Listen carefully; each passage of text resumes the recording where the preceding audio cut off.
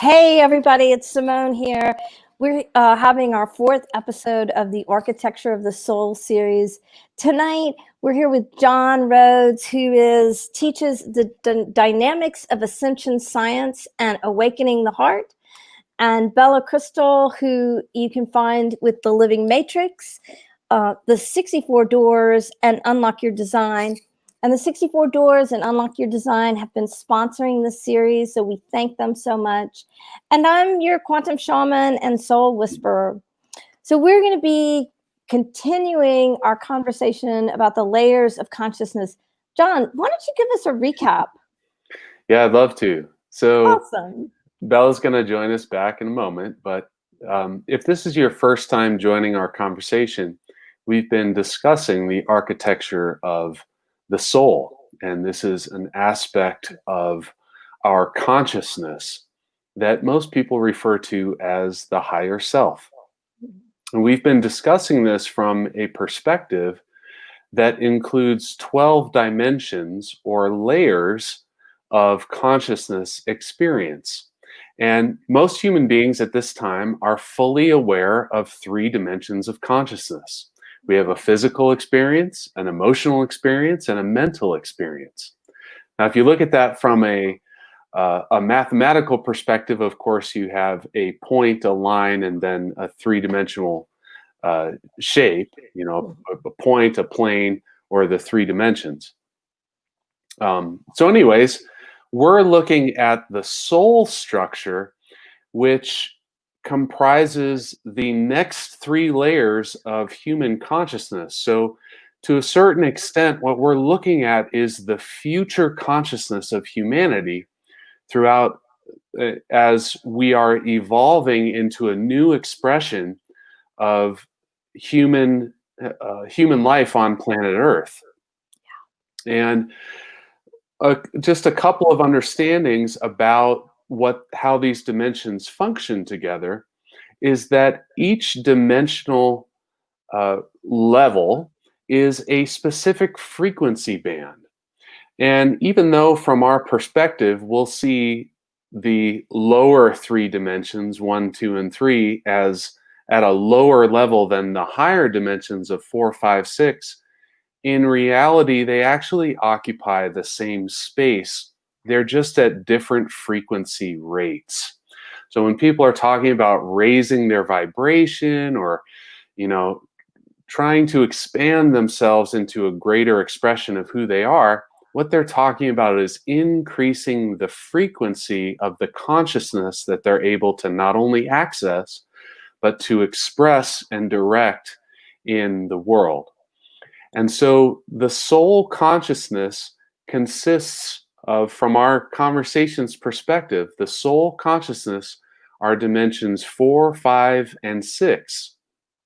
And from a perspective of Earth ascension, it is the human consciousness that we're in the process of transitioning into. And there's a lot of perspectives out there about what's going to happen and how that's going to go. If any of you were paying attention in the last 10 years, there was a lot of talk about ascension in 2012. And a lot of people were worried about the end of the world. And of course, before that with Y2K, what we're doing is going through this transition process. And we are at yet another big transition point where humanity is obviously awakening to a new level of consciousness where they have not been before.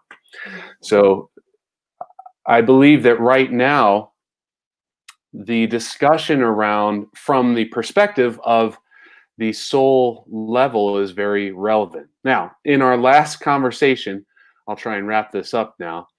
In our last conversation, Simone, with her beautiful gift of being able to access the levels of consciousness intelligence that she focuses into, was answering our questions from the archetypal intelligence of soul consciousness.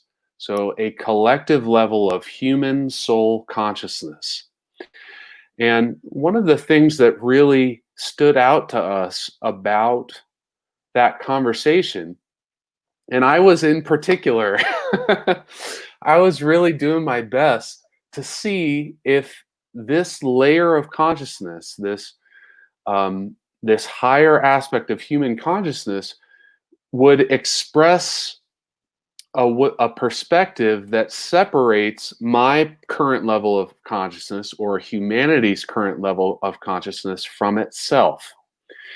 And it really would not. No matter how I asked the question, it would always answer the question from a perspective of unity. Mhm. And I know that that's a huge part of the conversations that are going on today across our social interactions, across our political interactions, across our spiritual interactions, is how can humanity come into an expression of unity? And we were all really struck by the modeling of that unified perspective that was evident from that conversation. So today we're looking to expand this conversation and do some more exploration. Is there anything else you think that I need to add to that? Well, you did review that levels 1, 2, and 3 are physical, emotional, and mental. Oh, right. And then levels, why don't you just do levels 4, 5, and 6? Sure. Okay, Yeah. So, just quickly. yeah, quickly. Each frequency band comprises a certain range of experience, and you can interact from your own life's perspective throughout this range of experience. It's not like it's not limited to the amount of living you can have. Like dimension 1 is all about the physical. So all of your physical experiences are part of this dimensional frequency band, et cetera, et cetera. So when we move from the physical, emotional, and mental bodies, we move into the fourth dimension, which many people describe as the astral body. And this is a spiritual layer of our being. And in my personal experience of having navigated the frequencies within this dimension, the astral layer comprises the total extreme of duality. And yet it's also part of this higher dimensional structure. And as such, it is the perfect expression of what I have termed loving presence. Now, that's my term. Some people refer to that concept as unconditional love. And the idea here is that within the fourth dimension, the extremes of what we might identify as good and bad are accepted equally from this perspective. And it's my belief that the majority of humanity is currently navigating these frequencies. Now, beyond these layers, in the fifth dimension is a layer of consciousness that is, from my perspective, related specifically to compassion. And what that means is not just an acceptance of the extremes of frequency, but an identification of self with all of the expressions of frequency around us. And that's what produces compassion, the ability to see the self within another. So for me, that is the primary expression of the fifth dimensional frequency band. And that is where humanity, I believe, is headed as we're going through this process. The sixth layer of frequency is what I would call unity consciousness. And that goes a step beyond identifying the self as other and begins to experience the self as other. And that's when you truly have the full-on experience that the suffering and the celebrations of another are the sufferings and celebrations of myself. Mhm. And when you're tapped into that level of consciousness, the ability to move in harmony with your neighbors and the people that you share an experience with is incredibly heightened, because you've now tapped into a layer of your connection with source that has moved beyond lower dimensional structures where we would experience lack and competition. Those are experiences of the first and the second dimensions, for instance. So hopefully that gives a good perspective around how we're looking at this. And to be honest with everyone, I was not sure if when Simone tapped into this archetypal intelligence, if it would reflect those qualities and values. And so far, it's been really striking how incredibly strong those qualities are from the expression that's come forth. So to me, this is a very exciting exploration to get to explore what it's like to see the world as a human being who's evolved to that, to embody all of those layers of consciousness. Bella, do you want to jump in and, comment about where you feel we are at our table having our conversation? Is there something you'd like to add?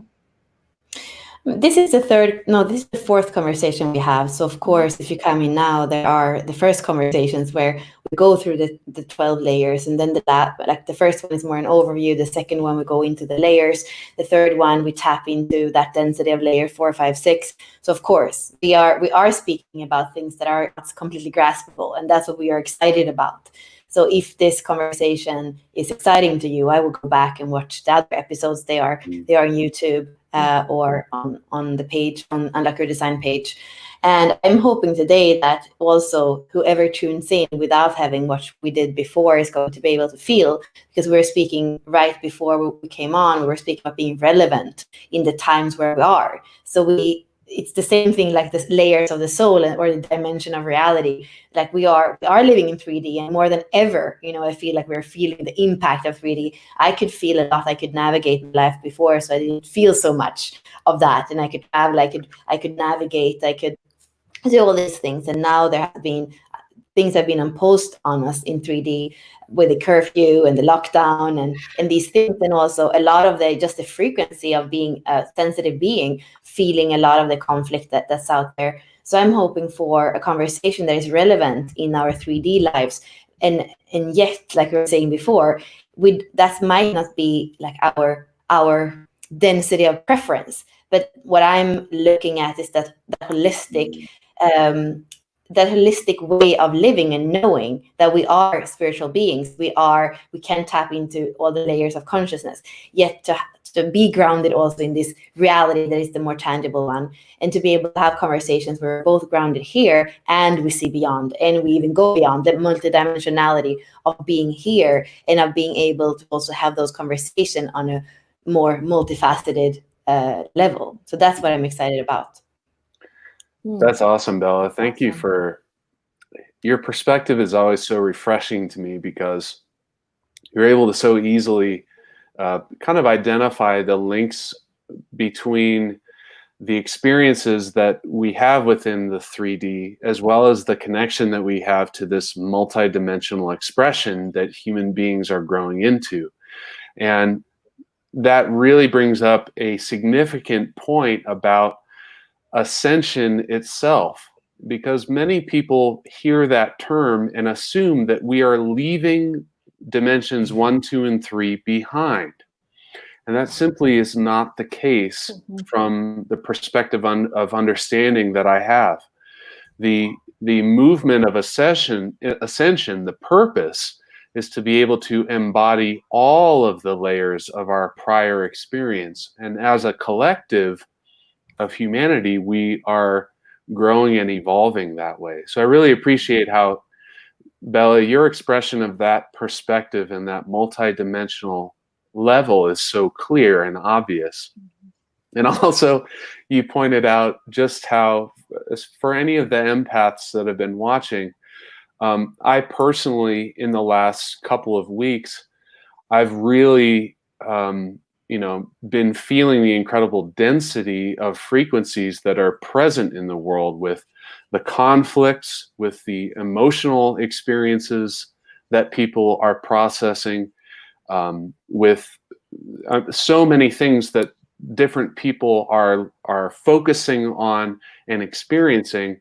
I just had a night where I think I was probably asleep for 15 hours over an 18-hour period, just trying to catch up with all of that's been going on. So if you've been having a hard time,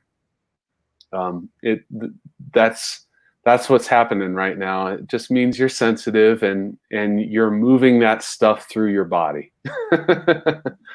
Yeah, and I feel, I mean, if we're tapping into a level, like if we're tapping in with you, Simone, today, already as I hear you speak, John, because what I've been feeling this week, what I've been starting to feel, because I've heard it before, especially when I tap in, I've heard you're becoming more transparent, and of course, like looking at the gene keys, and that's the city of the 59, it has to do with intimacy, and now I'm understanding more on a cellular level and on a soul level, what does it mean to become more transparent? But that's the question that I have today if we tap in. So I'm like, I feel like that's towards where we're going with you, Simone, as well, because you have this ability to tune into anything and to actually tune into the archetype of the soul of anything. And I feel to do that right now in those times where there's so many theories and so many different places we can start from and that dimensions, I'm wondering if that's where we want to take it from now.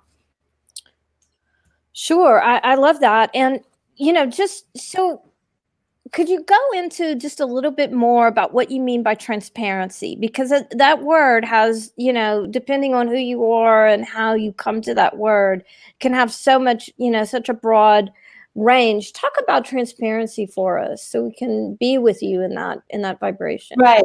So I could talk about it from a mental understanding, but I want to talk about it in the way it came to me. So when I would do like my meditations or my invocations, it would come to me. You are becoming more transparent. You're becoming more transparent. And I would do like the threefold flame. I would do different things. I would like, my invocation would be to go beyond fear, right? And then I would hear that and I would be, okay, because I'm all about truth. Everybody knows that I'm all about truth. And I'm kind of, I'm like very ruthless in that sense.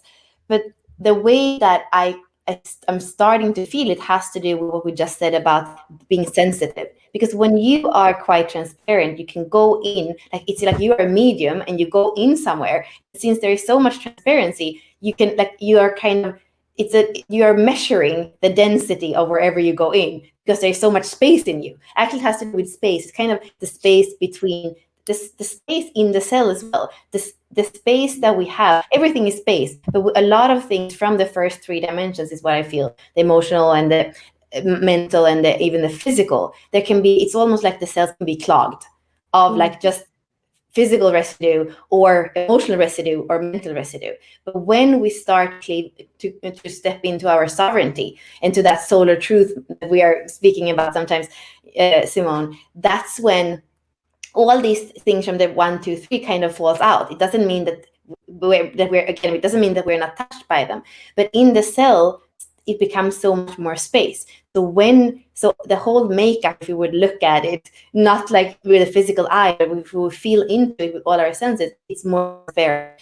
And there is the quality of the observant or the neutral witness, because we are the 1, 2, 3 layers are not pulling on us, but we can go in, and then that space becomes an observer, a witness, and that's the kind of transparency that I feel that I'm tapping into. And this is from my own conceptualization. So I would love to see from a soul perspective, what does it mean to become more transparent, and how does it have to do?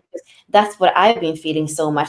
We're speaking in the beginning of our conversation before we started the live about how to kind of take a stand or not take a stand in these times, and Black Life Matters and all life matters.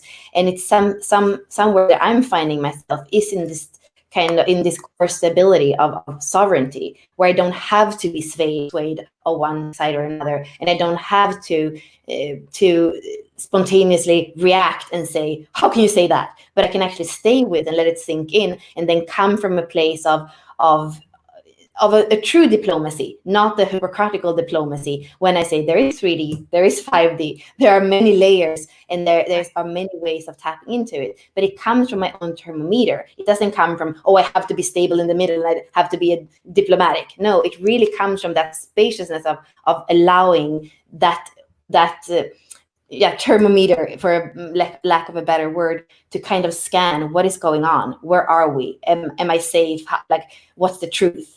And that's what I feel. That's when I feel actually the soul comes in, because the soul doesn't have an agenda. The soul is not hurried. The soul doesn't prefer this over that. That's what I feel, but that's what I'm interested in from a soul perspective, how this would be explained and how we could ask questions about it as well. I love that. And, as I was listening to you, I love the way you talked about the cells and the space between cells, because it relates to vibration, right? And the space for vibration to exist in.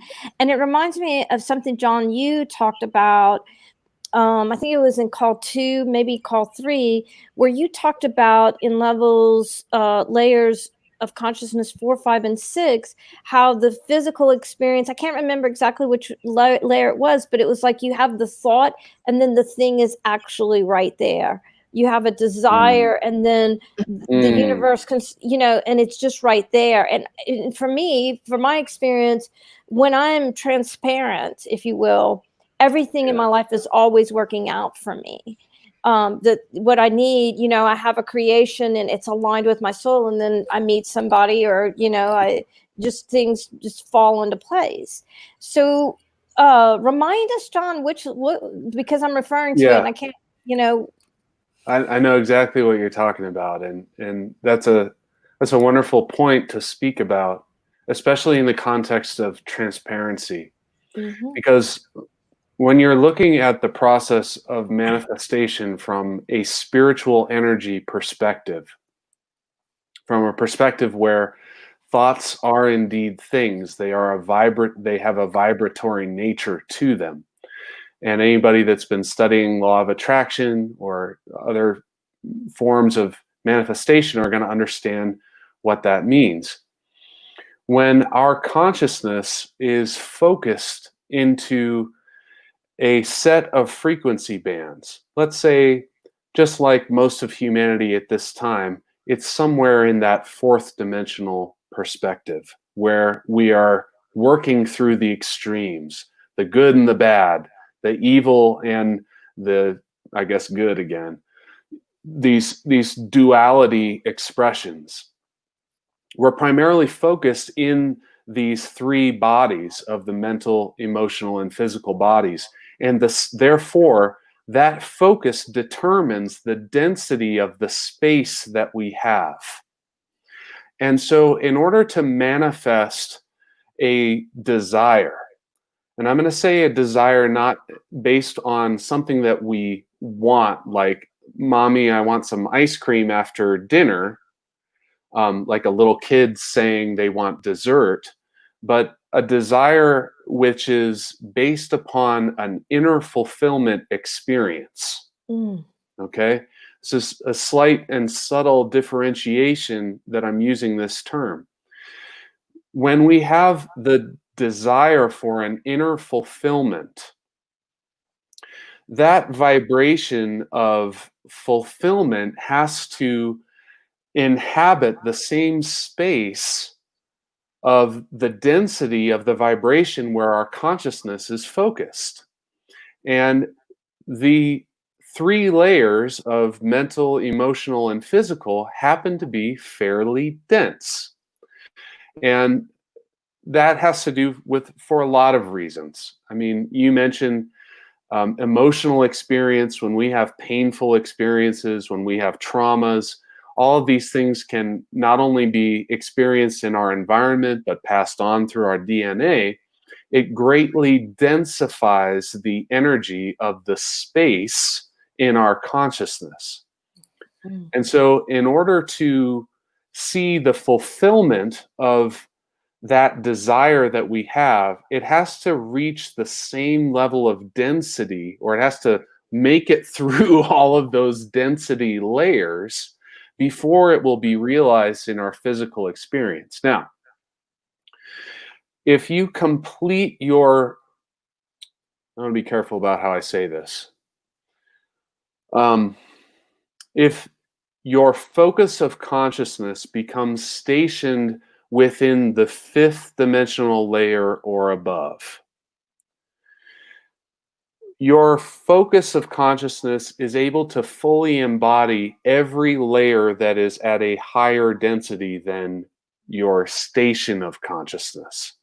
So within 5D, you can embody 4th dimensional aspects, 3-dimensional, 2-dimensional, and 1-dimensional aspects. At that time, you become free of the requirement of the duality of 3 dimensions. And what it does is, when you become free of that duality, the density of your consciousness becomes much lighter. And that lightness equates to, as Bella is describing, a transparency, a space, and is manifested physically in your body as a lightness of being.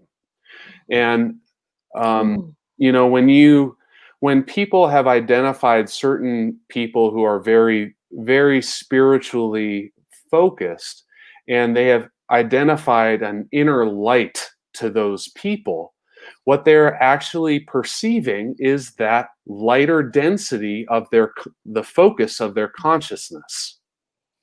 So when you're at this level, and I would say it would begin at 5, the 5th dimension, you know, you're not necessarily gonna think a thought and it's just gonna go poof like magic in your experience once you're fully stationed there. However, it will come across in a different way for you than you may have been used to, in the forms of, for instance, Simone, you're mentioning synchronicities.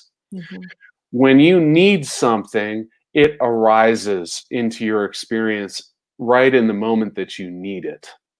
And that's kind of the experience that I would describe of a 5th dimensional reality. And that occurs in, regardless of your mental activity of, oh, I want $10,000 because I need it to invest in this project. You know, you don't have to think that thought and go through the manifestation.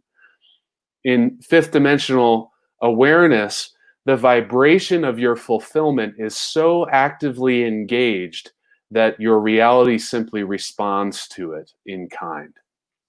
So I would say that's where it begins. And of course, in the 6th dimension, that really expands a great deal, because in unity consciousness, now you're in perfect harmony, not only with your own self, but with everyone as a collective. Wow. I love that. I love how you took, you know, built on what Bella talked about in the cells with the lightness, to the actual lived experience of how, when you are with someone and they feel lighter, that you're literally tapping into the fact that they have more space between their cells and more light is coming through. Yeah, exactly. They have, and another way to say that would be to say they have less density of spiritual energy between their cells.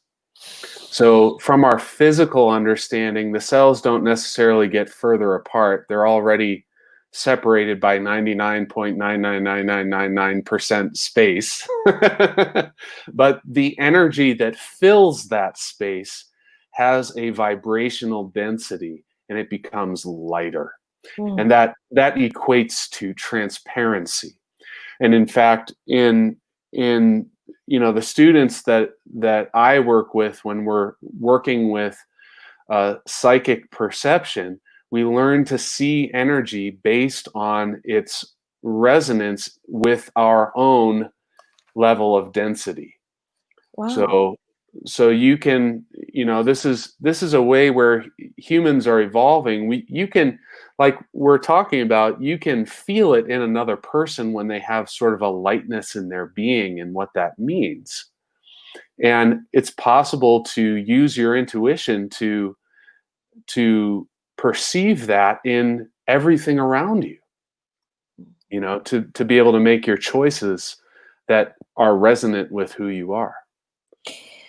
I love that, because I know I've worked with people, and when I've done work with people, and I'm a consummate coach. So because I believe that what I can do, anybody can do. And so, I feel like when I'm working with people, I'll see the energy and I'll ask them what they see, or what their experience is, to coach them into, going there themselves. And for decades, I've noticed that what the person might see or experience is different than my experience. And I've always known that it's not wrong, it's right, even though it's different. But you just put into words why that is. And so that, it's, for people who are joining us at our table, it's just another way to understand that when your experience is different than someone else's, it doesn't make it wrong. Yeah, and I especially with what's happening today politically and socially around, what's happening with the riots and the protests and the awakening process. This is a huge issue that no matter how we relate to our own consciousness, we're all having to face and address on some level or another. How is someone perceiving their reality, and why are they perceiving it? And perhaps the issue that best speaks to that is white privilege in the United States as an experience. How do you experience privilege within a container that is built on that privilege? It's like asking a fish if it's wet or dry while it's swimming through the ocean. It's got no idea what you're talking about. Right. And so this is something that is really, really coming up right now. And something that I had a direct experience with this past week, in a conversation with someone who was bringing up their perspective of the truth of what's really going on right now. And I had to work through some identifications that I had with some experiences that were based in my own soul expression. And so, I mean, it's really, really up for everyone. So if there's anybody watching who's been noticing, some contrast between their points of view and other people's, I think this is a really important conversation to be having. Well, I want to tie back around to something that Bella and I've talked about. It was her insight, and it's really been a powerful one for me. So basically, all these structures we've been talking about, it's part of the fractal. So Bella, you remember when we talked about the trigrams, and you had the awareness that each of the levels, 1, 2, and 3, are 4, 5, and 6, but the heart is what holds those all together. And so then, John, and what you just described, the geometry you just described parallels that. And then I was also thinking about, in the layers of consciousness, we have levels 4, 5, and 6, but they operate together as a density of consciousness, so that they're wrapped together. And so we see the same structure from our cells to the layers of consciousness to the gene keys to, it's just a fractal of the geometry. And I think that's so beautiful, since we did start with the architecture of the soul and just, really wrapping everything together. Bella, would you like to jump in there? Or? No, I mean, I just agree with you and smile. Well, why don't we, since we've gotten to the density of consciousness, why don't we tune in? And so within every level, within the level, so 1, 2, and 3 is a density of consciousness.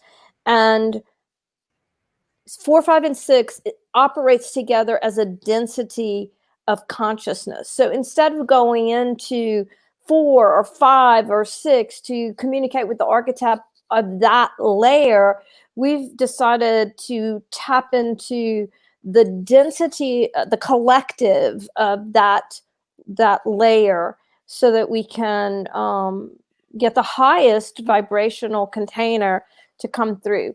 So just so those of you who are watching, you'll know when I say I'd like to communicate with the archetype of the density of consciousness that includes layers 4, 5, and 6, you know what it is we're actually tuning into.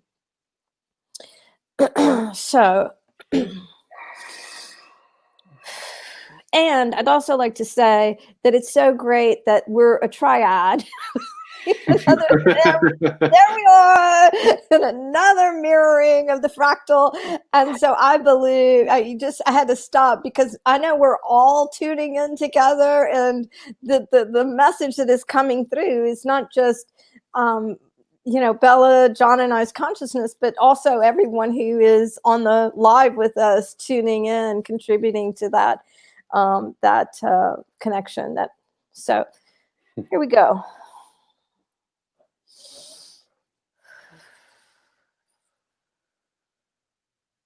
I would like to communicate with the archetype of the soul of the density of consciousness containing layers 4, 5, and 6. Will you communicate with me? In the first image that I'm seeing, it's almost like the geometry of when a bomb drops, where you see an explosion out of the center into this very specific shape. And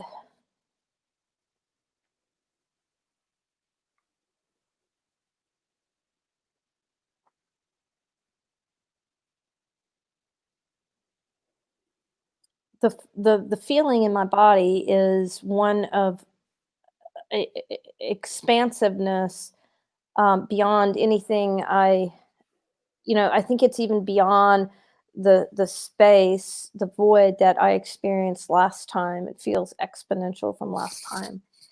And it actually asked me the question, and what does this feel like in your body? So it's directing us all to feel that void or space within each of us. So it's directing us back into our bodies. And it's showing me through feeling how that space feels in my body parallels the space that I feel in that geometry.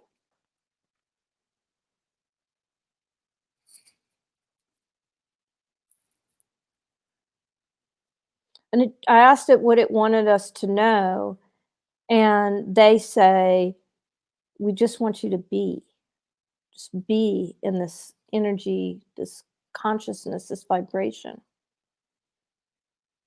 And it feels in my body as if they're beaming or holding that vibration for all of us to resonate with it, almost like, if you are familiar with heart math and how when a resonant field builds, so it's almost like it's breathing this vibration to us.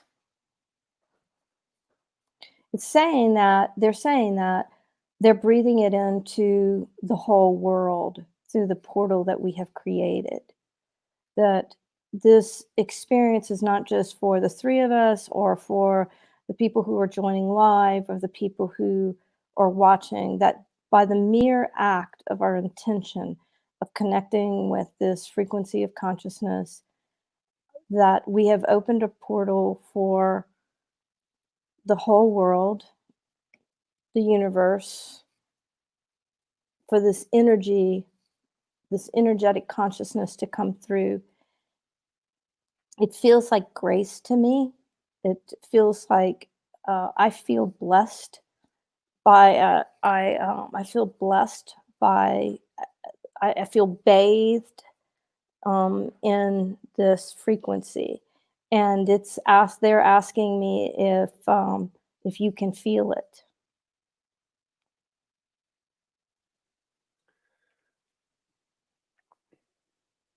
I am feeling it. And they're saying, we want you to feel it in your hearts. It's almost like, receive it in your heart, and the toroid will take it through your whole field. So it's,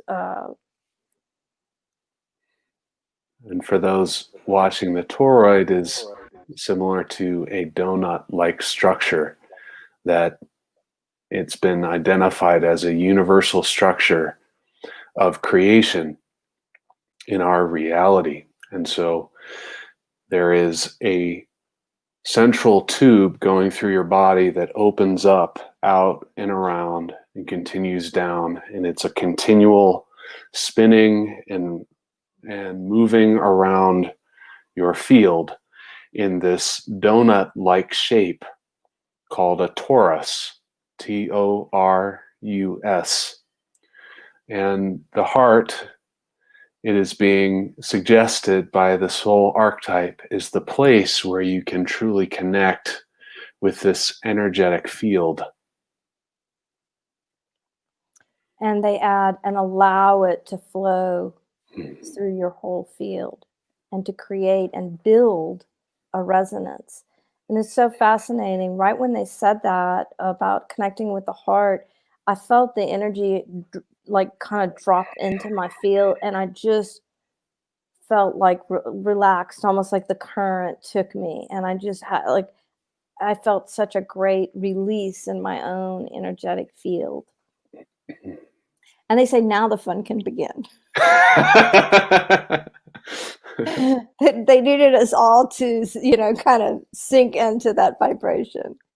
And now they're it's almost like when they said that, then I was seeing one voice in the void speak for the community. But when they said that, it's like it became a fractal. So I'm seeing many, many beings speaking as one, almost like a chorus, if you will. And they say there's so much to celebrate because of the allowing of the energy. And that through this model of experience, the intention of connecting to the density of consciousness, because we didn't choose to go in and separate things out, we are having an awareness of union, of communion, of grace, of vibration that is unprecedented. And they want us all to be aware that as we're breathing this consciousness through our physical vessels and our toroidal fields, as we do this together, and they're saying it does not matter if the person is live, if they watch this on YouTube years from now, if they've already seen it and they're remembering it, we are creating a resonant field of energetic vibration that allows others a pathway. And then I saw the word portal. So it's almost like we've created a portal of access for this vibratory field resonance. And then when I said vibratory field, they showed me a picture of, it's not just 4, it's not just 5, it's not just 6, it's for the whole vibratory field. So they want us to know the transparency of that. We want you to know the transparency of that. It just cracks me up.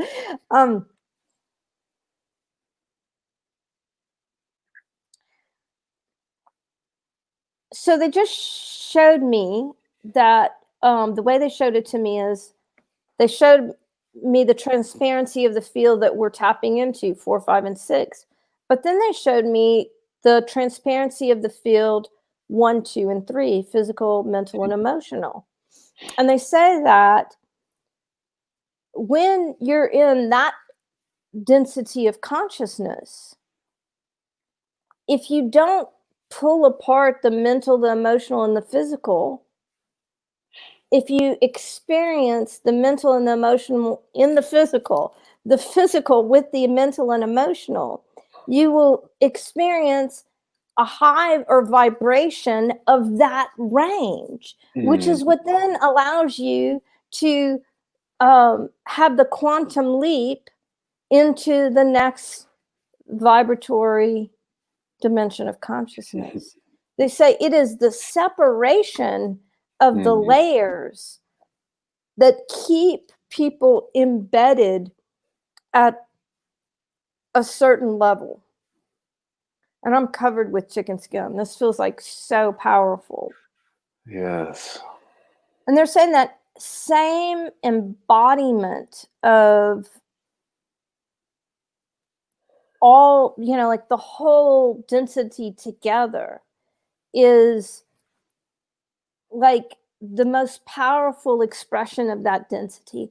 And they were showing it to me with a radio tuner. And it's like, when you tune into a radio station and there's that sweet spot that it is so incredibly clear. And you always want to hit that sweet spot so that, the sound is just so harmonic. And that's what they're saying. When you so if you're if you're in that density band of 1, 2, and 3, feel everything in your body. Let your body's experience be felt through your mental and emotional plane. Don't separate that and have the full. And then it's almost like they took us a different way. So it was like they had me have this experience of feeling the inseparability of layers 1, 2, and 3. And then it was like when if we can imagine that frequency band filled instantly.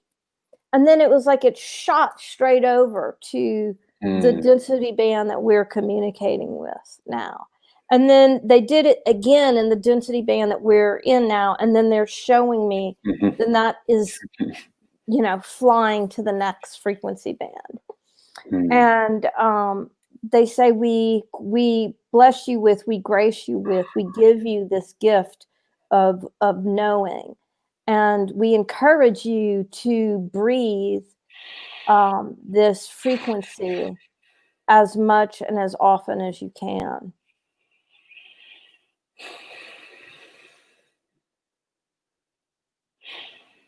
They just say we can proceed. Do you have questions for them or for this density of consciousness?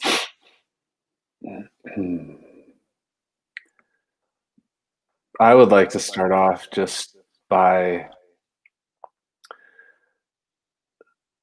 acknowledging what a privilege it feels like to be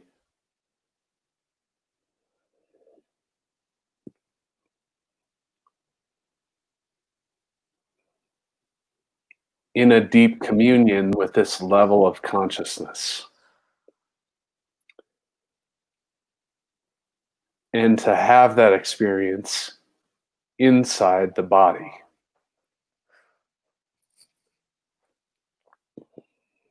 I'm having a lot of sensations about that.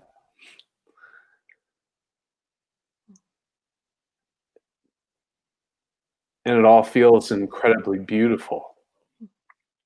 And what I really appreciated about the message of layers 1, 2, and 3 not being separated and having that full body experience, catapulting consciousness into the higher frequency expression of the soul identity, is that you don't have to perfect yourself within dimensions 1, 2, and 3. You don't have to have a perfect body. You don't have to have a perfect emotional way of dealing with the world. You don't have to know all of the answers.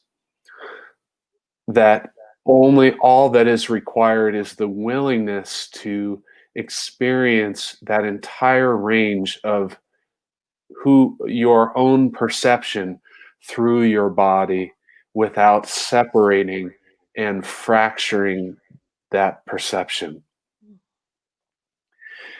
Because I feel like, particularly in this topic, for many people who are on a path of self-realization, who desire to expand their perception, there are so many who have either a conscious or an unconscious desire to become perfect where they have already been so that they can move on to their next step. And as I was feeling the description of you expressing that the unification through the body is the pathway, I was experiencing the absolute lack of necessity to attain perfection in order to fully embody our own experience and our own expression that we are here to create in the world.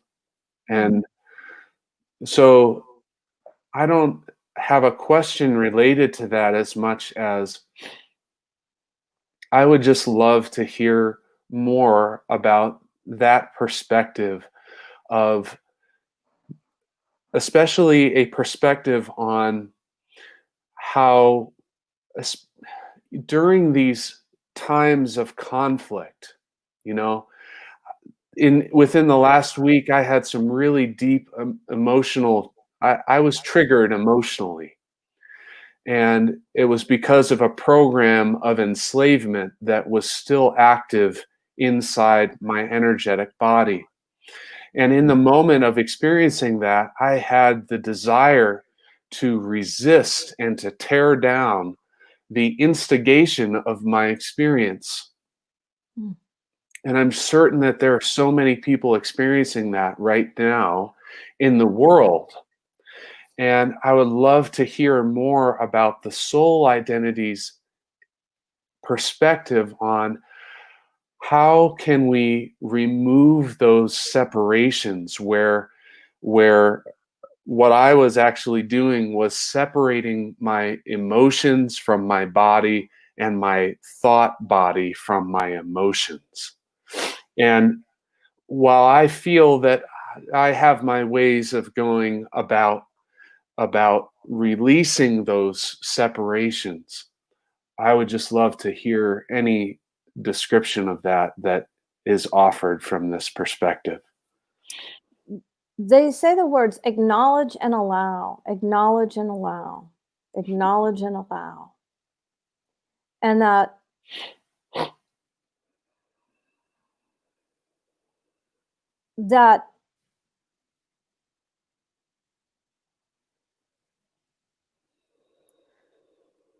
they show me the container, and it looks very much like the trigram, as Bella describes it often, where the layers and then the energy around it being the heart.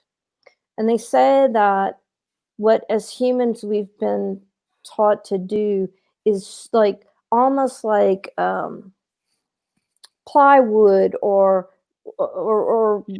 a board that's been made with a lot of strips of a laminate or whatever. It's like they're saying that as humans we're often taught to strip away the emotional, the mental, the physical from each other, and to have the experience through separation, through the peeling away from the whole. And they say that that fragments, that just it creates more separation. Mm. And they're saying that if we would allow ourselves to have the whole embodiment of the experience, and they're saying it's not just, some people might think of it as just physical, mental, and emotional in this dimension, but they're saying that, some people have awareness of other dimensions. They might say it as other lifetimes or other experiences or whatever. And they're saying, we're showing you that as just another layer. So if you have the level of consciousness where you're aware of other dimensional experiences, to not strip that away, because you're having the experience in your body. It's not separate from you. Mm-hmm. Acknowledge and allow, acknowledge and allow, acknowledge and allow. And it's like acknowledging and allowing they show it to me like pulling all the little layers back into the whole. And it's from that place of wholeness, that reunification. They said there are very few of us in human embodiment that aren't split apart, in the different layers of expression of consciousness. And the more we can bring back the layers as we become aware of them, then acknowledge and have the full embodied experience. And they say for some people perceive that it's too much to experience something physically, mentally, and emotionally. And they say, okay, if that's where you are, build from that. Can you experience it mentally and physically? Can you experience it emotionally and physically? Like start bringing it into the physical, and the more you get it, the whole, the pieces back into the physical, that you'll be able to build from that. So start with where you are. But for those who they're they just show me like the infinite array of possibility because of the levels of consciousness that different people are at. Some people might be aware of this dimension and another. Some might be this dimension and 10 others, or infinite others. Wherever you are, just continue to bring it back in. And they want me to go to Bella. They want me, they keep saying your name. So Bella, what would you, I don't know what to ask you, but they're saying your name. What I'm sitting with is like simplicity. Like there is something where we're saying, oh, this conversation, maybe it's not tangible and it's something that you need to have seen part 1, 2, 3 of this series. And like, I'm just sitting with the simplicity, of course, allow and acknowledge. Like there is something that is of such simplicity. So it's almost like making me laugh in one way. Like it's actually so simple. It's not so complicated, but we make it complicated and we separate. But that's the complexity. In its nature, it seemed to be quite simple. It's acknowledging everything we are at each moment, not pushing anything away. So it's about coming home to simplicity instead of getting lost in complexity. That's what I feel when I hear it. They say that some people need complexity to find their value. That if things aren't complex, they don't have value to them. When things are very simple, it's like for some people that doesn't have value. Oh, it can't be that easy. And they're showing me a picture of, so when I first started traveling in Europe, I'm always fascinated by hardware. The way, kind of architecture. And when I would go into ladies' rooms in Europe, all the doors had a simple lever. It was just a really simple level. Every bathroom door had a simple level, and all the doors worked and the locks worked. And, you know, in the US, you go into restrooms and all the locks are broken because of these complex things, and that, you know, they've broken along the way. So when I was in Europe, I used to marvel at the simple levers. Why don't we have simple levers? And that's what they were showing me, like the simple lever. You know, it's, you know, for some people, if it's not complex, it's not worth it. You know, the journey's not worth it. So it's hard to wrap their head around the ease that can happen. But they're kind of chuckling, and they say, you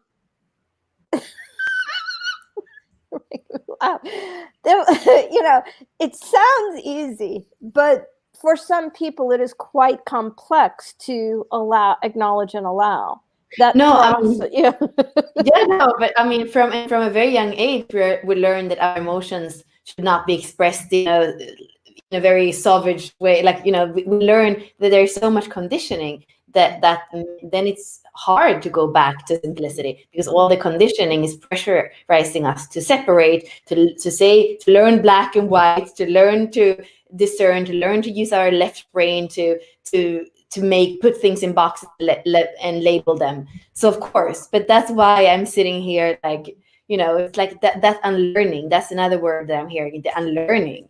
And that in the unlearning, that's also where transparency comes in, because again, it's about space. So we kind of have to unlearn and take out all these things that we're stuffed with from culture, from conditioning, from whatever it is that leads to more separation in us. And then it becomes complex, can become complex to come back. And maybe that's sometimes where we need to break down completely, so we can't discern anymore, and it's just the void. And you were saying that, Simone, before we even spoke, I feel like I'm in the void already. So part of that journey back can be to let everything go and then include, because that's what we were saying, including layers. Like, there's a spiral dynamics, but maybe somehow, instead of taking off a ring of the spiral, to kind of go back and then include one more thing that feels feels in integrity and not corrupt, can maybe is one way of that process. I mean, some of us have been there when everything breaks down, and then that's kind of what we do. Maybe that is a process that in one way is more simple than the peeling off the layers. As you were talking, they were showing me pictures of creativity. So when you were talking about the children and, you know, indoctrination, they were showing me how our world would be different if creativity was allowed expression. They say you can't imagine how different your world would be if those beings who came to be creative expression, that's the purest form of their soul, and there's so many more than who are actually living their creative expression. If creative expression was allowed, that our world would be way different. And they're using the word dynamic. It would be much more dynamic. And I'm again covered in chicken skin. I'm not sure exactly what they're meaning by dynamic, but dynamic seems super powerful in this moment. I'm going to ask them. Well,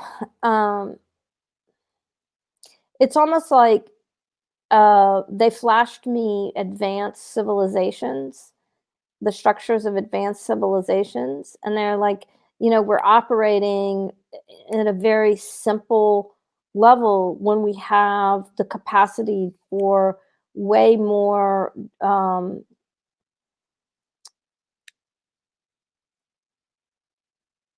dynamic and layered and nuanced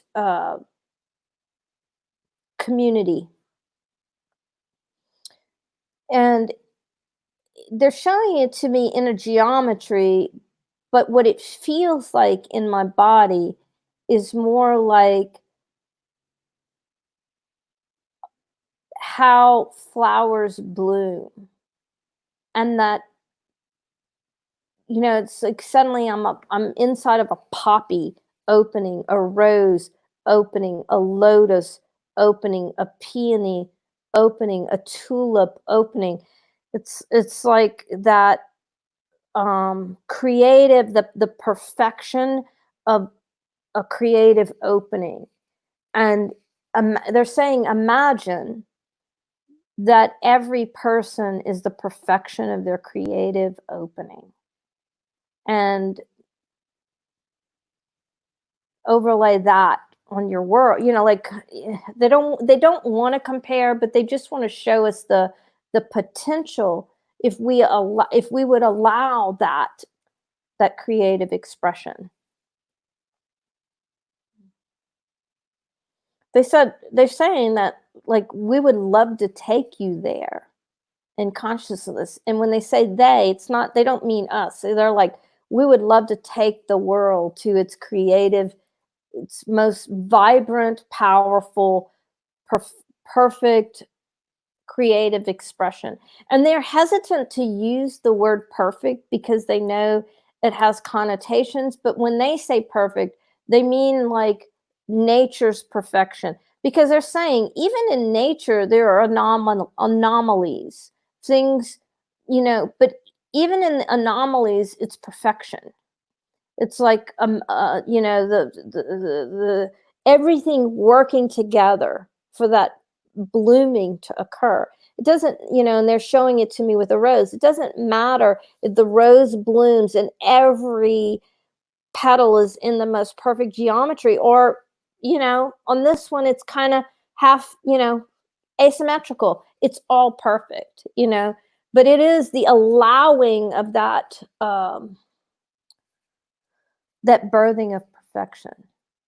God, it makes me want to be in that place. They say it starts with the children because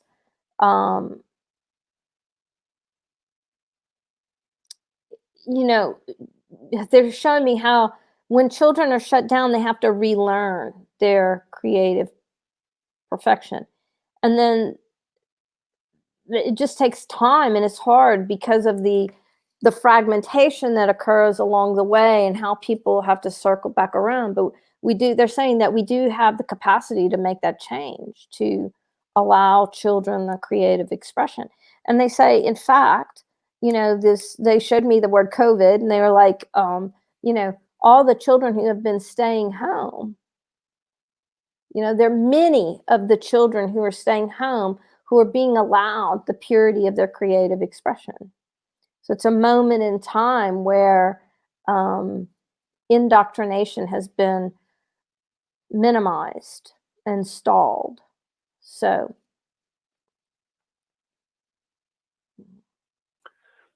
I would love to piggyback on that, because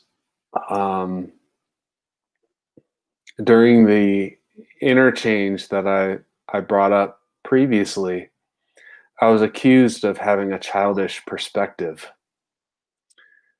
And I didn't take that personally when it occurred. And then in hindsight, I thought, actually, maybe that was, that's maybe something that I would prefer to own. I want to ask the soul identity about their perspective of when they're expressing that it starts with the children. Can it also start with the adults who are able to reconnect with their own childlike innocence, their own, maybe that's the term that I want to use, is when they're saying it starts with the children, do they perhaps mean it starts with the innocent? And so if an adult can find their inner innocence, they can be part of that as well. Indeed, everyone can start now, right now. And it has to do with the wholeness of experience of, the innocence is the wholeness. So any adult can choose to, you'd say, okay, from here forward, I'm going to choose to have my experience, through wholeness. So if I have a mental or an emotional or a physical experience, I'm going to experience that through all of those, and that intention will allow it to be, and through that wholeness, when there's no separation, there's the density goes away.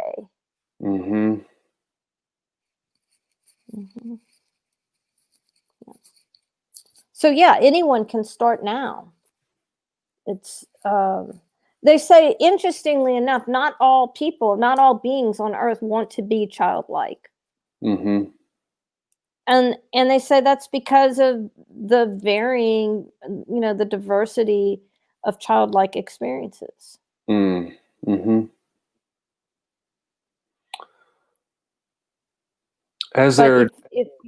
you aspire to allow and acknowledge and to be whole within yourself, to be unified in self, then this will make sense to you. So from that perspective of those who don't desire to be childlike,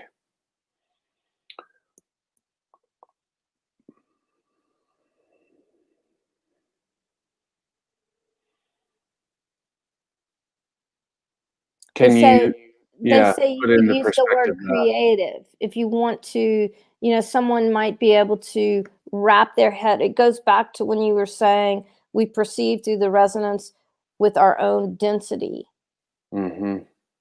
So they said that some people could use the word creativity or wholeness. I want to be whole again. I want to be creative again.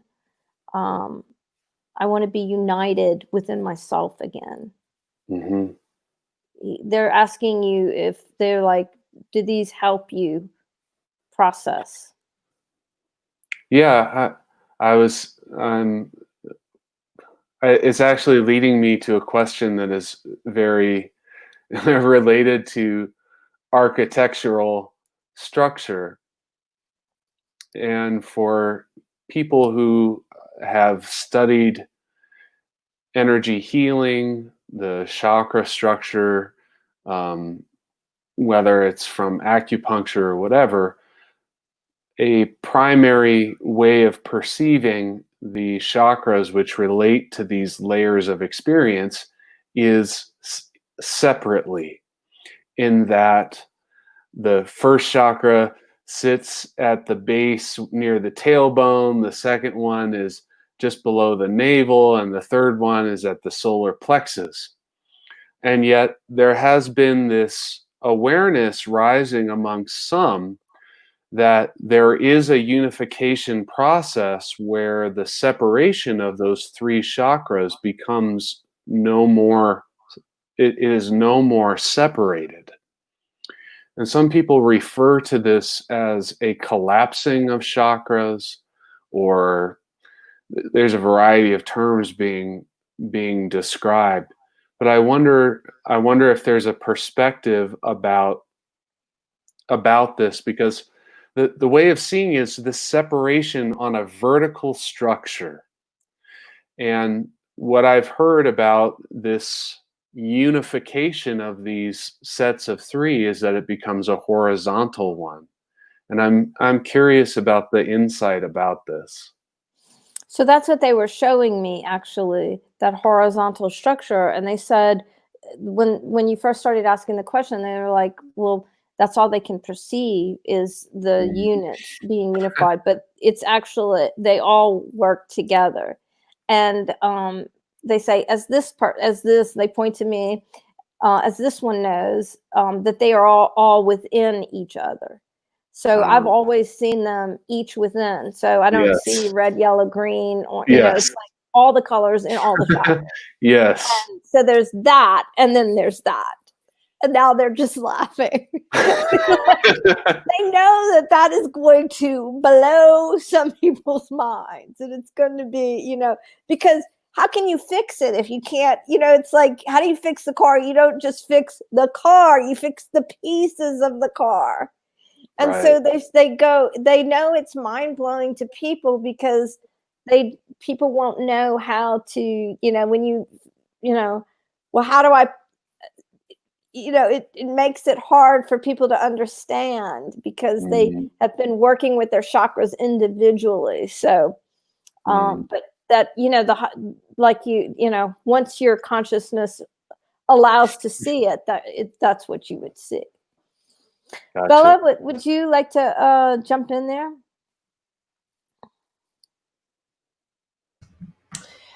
Yeah, well, what I was seeing, what lit me up with that word was that word dynamism, and I would refer it to what we say in human design and the gene keys as the mutation of the solar plexus, and that's where humanity is right now, and it's this bridging or healing of the 2D 4D split. And I'm thinking about the channel 3955. My north node, actually, in my own chart, happens to be the 39, and it goes from provocation to dynamism to liberation. And the 55 is spirit. So it's basically, this channel is the liberation of spirit. And it goes from our root chakra to our emotional chakra. So there's something in what you're saying here that makes me tune into that. And then the shadow frequencies, if it's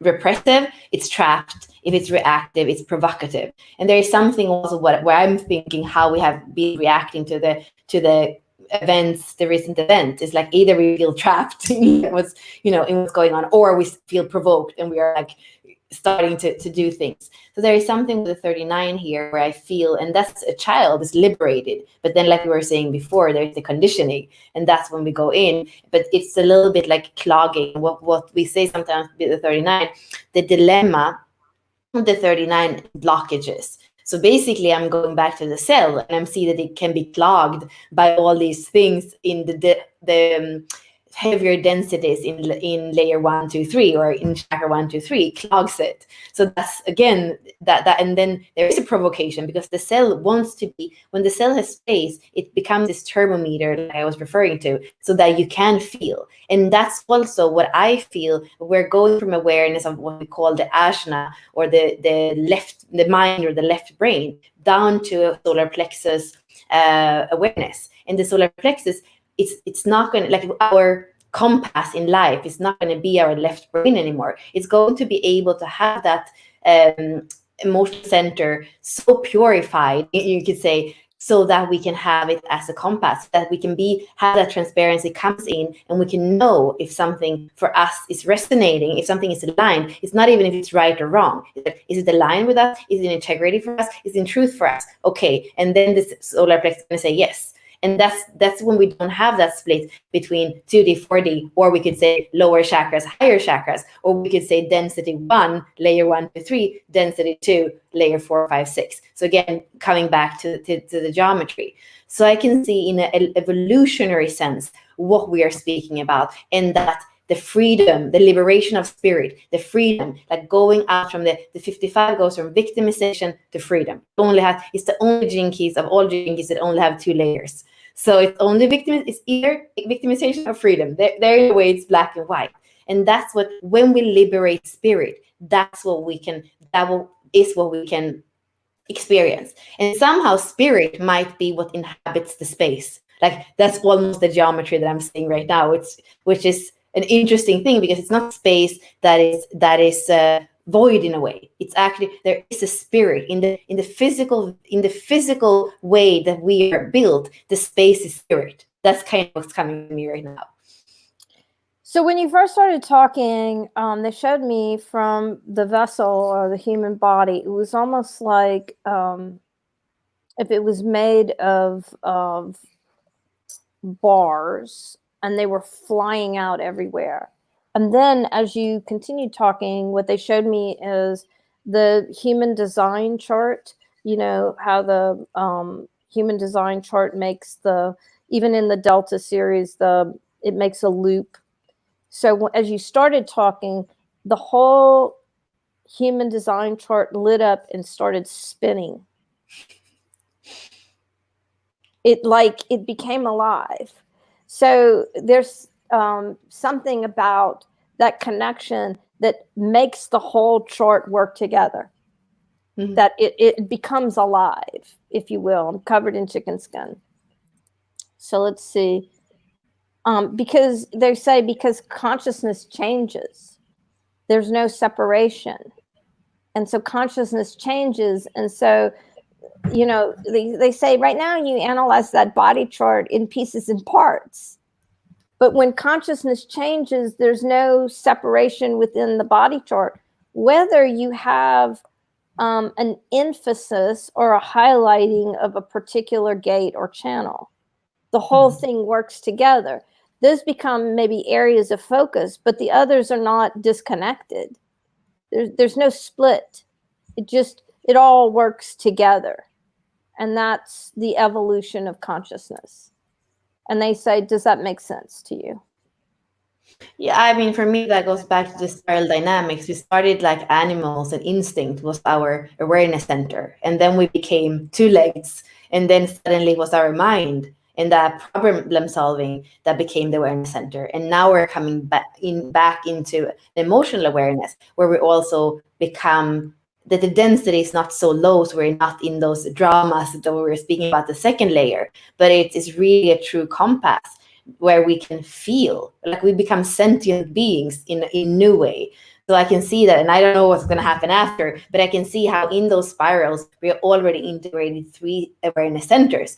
So I'm curious, but there's a multidimensionality in that new solar plexus center, knowing that we have at least 5 senses already. So there's something sensory there. So that it's almost, and I saw this in the meditation where you were there too, Simone, where the instinct and the emotional center became like 2 kidneys of like how we are, and the kidneys are not fear anymore, but they are kind of filtering again. They're filtering awareness. They're filtering so that we can get, so that the densest can be filtered out, so that we can have a higher frequency in how we walk through life. So there's something very interesting also with exactly what you're saying, that like it's evolving and it's merging, and then maybe it's dancing. It doesn't really separate, but it's dancing and merging and doing formations. So that one awareness is instinct, and instinct and solar plexus becomes all our senses, because some of our senses are more instinctual and some of the senses are more feeling senses, but there doesn't have to be a separation between them.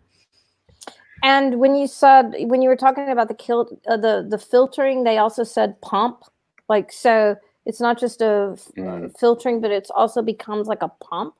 And they work with the flow. And then they were also talking about the multidimensional aspect of when that whole system, that whole architecture is connected and flowing, and it becomes like, they keep showing me a horse. And in a horse, I had horses for a long time, and my farrier used to tell me that the hooves were the horse had 5 hearts, and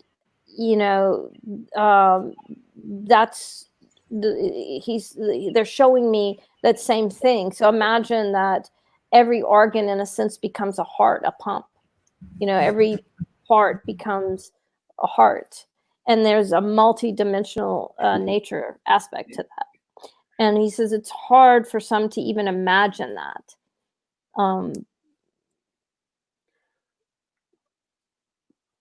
Like, they showed me a year, like, it's so...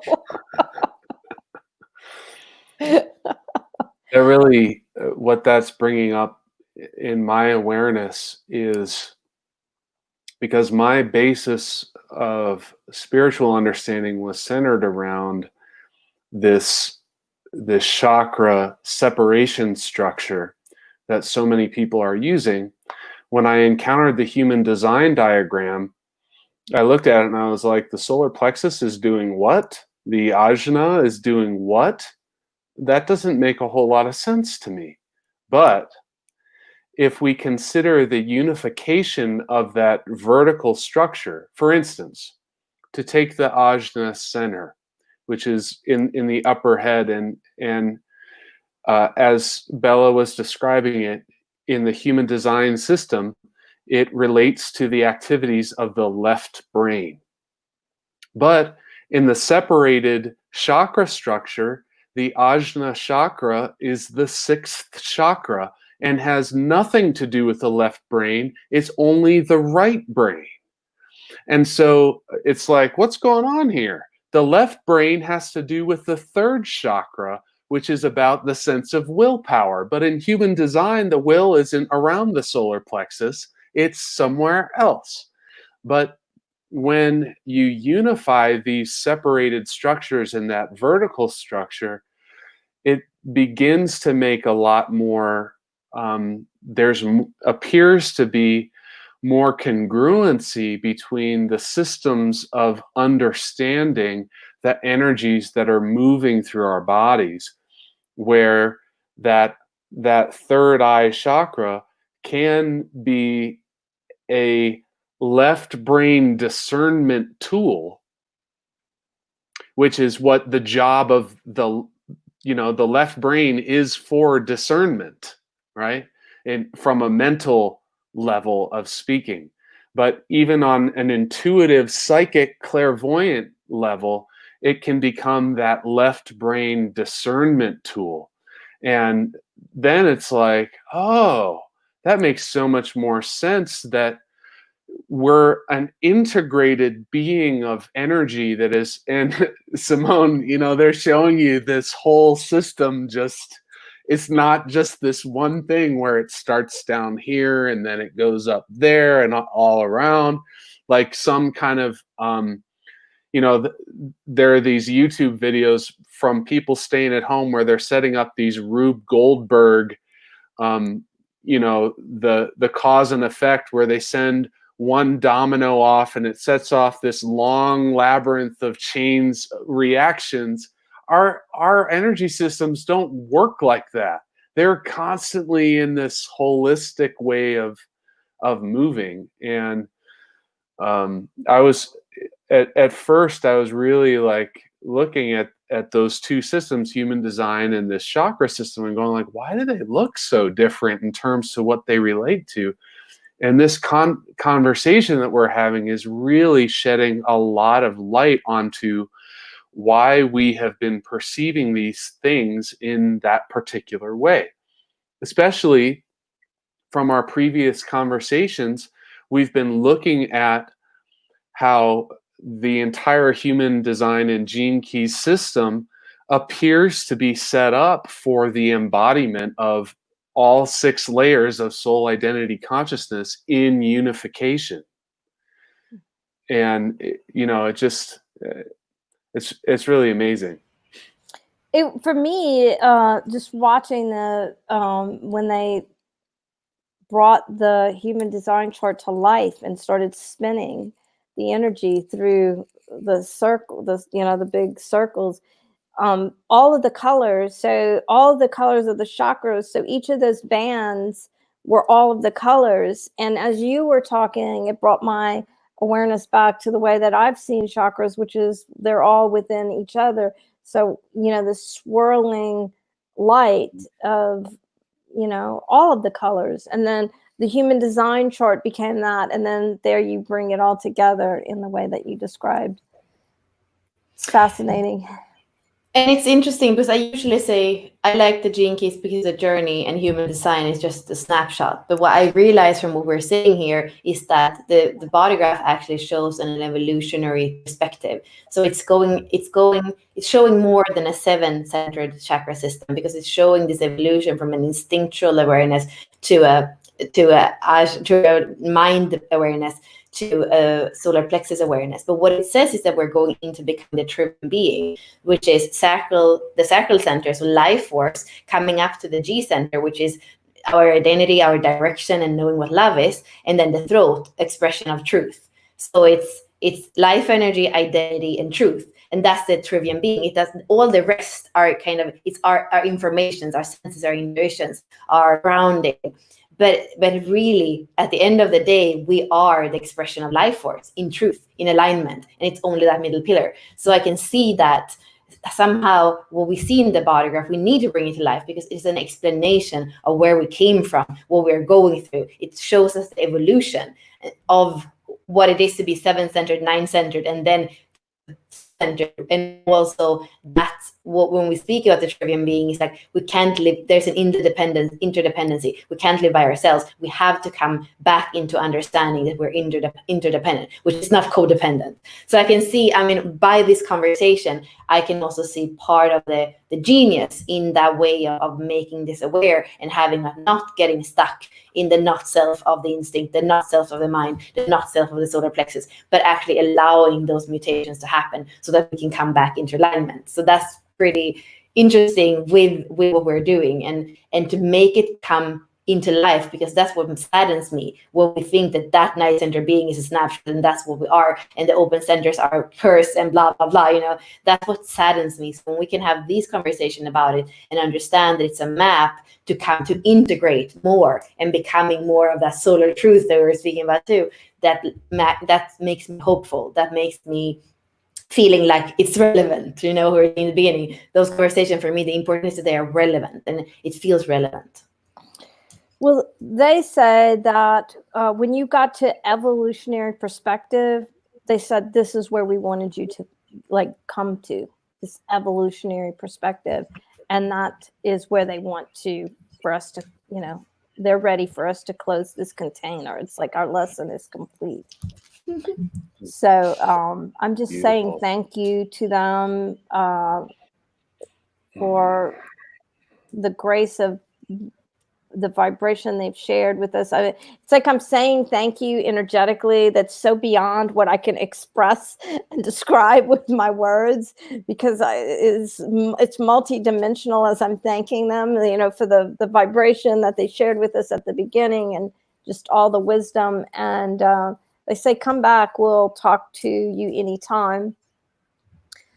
So I know we'd probably all like to say something in closing, but one of the things I'd like to say is if you've really enjoyed this conversation of the architecture of the soul, this is the last episode that we had planned, and we may be coming back to you with a masterclass or another way to continue engaging with the levels of consciousness. So please let us know if you're interested in that. John, Bella, how would y'all like to... I'm just gonna say all my heart pumps are pumping love back. They received it. They literally did like this.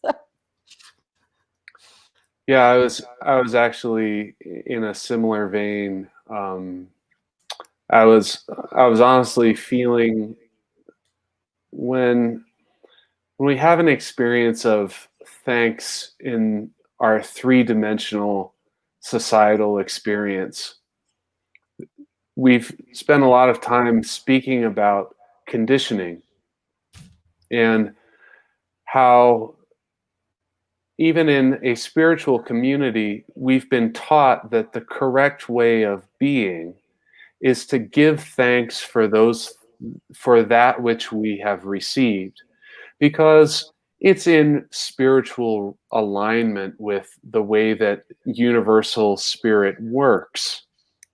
And I would like to suggest, in giving thanks to this archetype of intelligence, that I believe I and every person here and every human on earth are indeed a direct part of, would be to become the beingness of that thank you, to invite that toroidal structure of presence inside your heart space, to invite our own soul identity structure into our own body as thanks. Because there's no need to be polite to the archetypal intelligence of soul identity consciousness.